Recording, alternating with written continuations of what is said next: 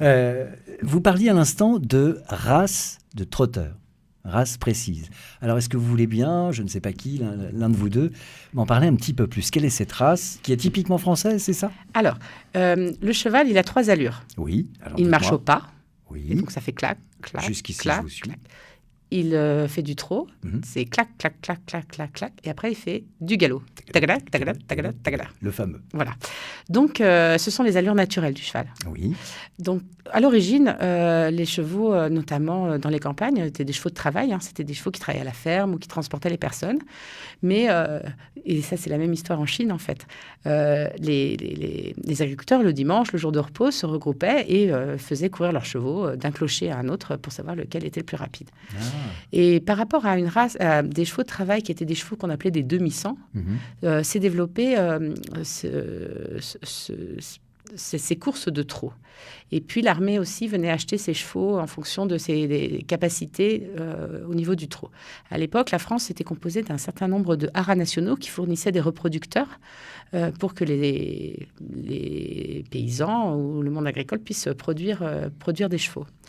Et puis, petit à petit, la race s'est améliorée et donc les chevaux sont devenus des trotteurs de façon naturelle. C'est-à-dire qu'avec la sélection, la génétique, le trot est devenu vraiment une allure de course, une allure naturelle. Si vous voyez des poulains trotteurs dans les prés, ils galopent très peu en fait, on les voit souvent au trot.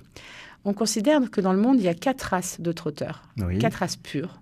Il y a un cheval en Russie qui s'appelle le Orlov, qui est un grand cheval gris qui tirait les troïkas et les attelages russes.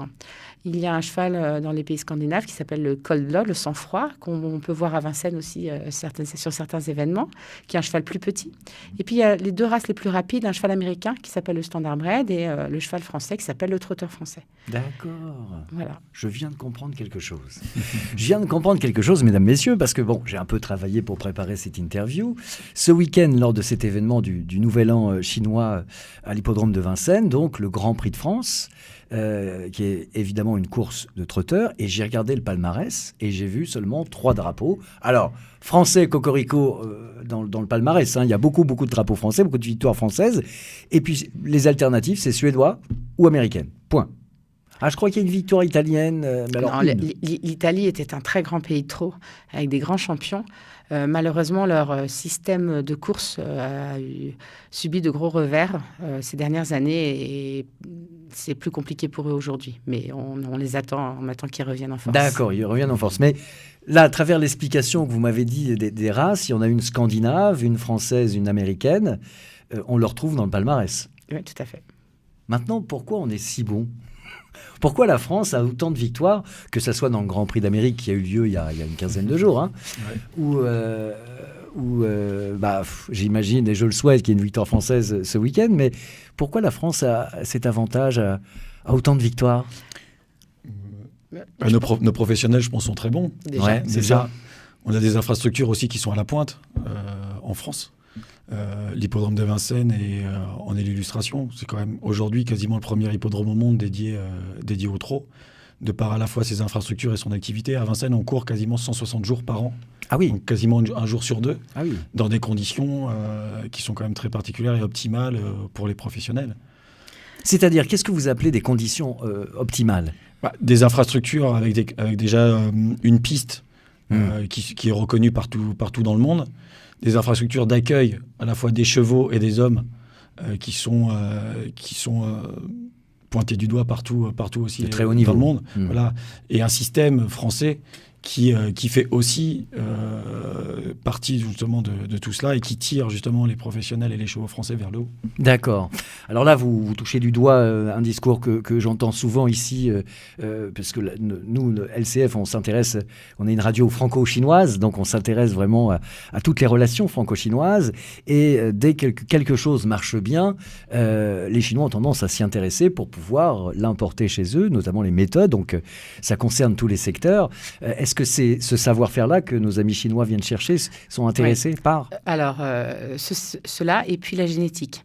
C'est-à-dire que Je pense aussi un des facteurs de succès, parce qu'il y a beaucoup de courses au Canada, aux États-Unis, il y a beaucoup de courses au trot, hein, mais on organise quand même plus de 11 000 courses en France.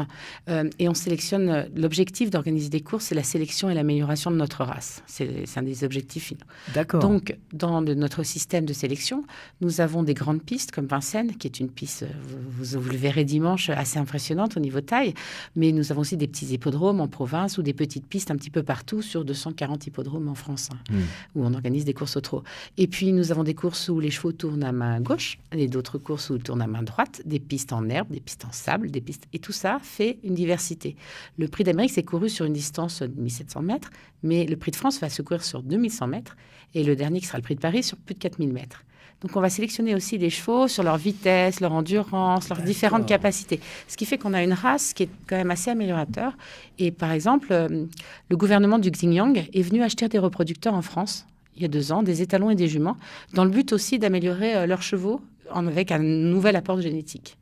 Et puis, suite à ça, les coopérations ont continué et puis on a envoyé du monde là-bas pour les aider aussi ou pour partager nos expériences. Ils ont beaucoup à nous apprendre, notamment en vétérinaire.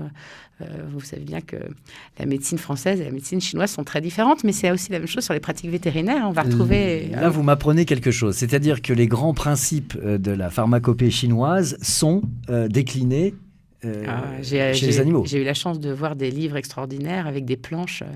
sur ces pratiques appliquées au cheval. Ce sont des choses assez passionnantes. Et donc, ces échanges d'expériences où on va, nous, leur montrer avec nos chevaux d'origine et de française comment on va, nous, les entraîner, les préparer, comment on va les ferrer, c'est-à-dire leur mettre des chaussures qui vont leur convenir, et puis l'échange par rapport aux races qu'on va trouver chez eux et leur façon de faire à eux. Et c'est très riche.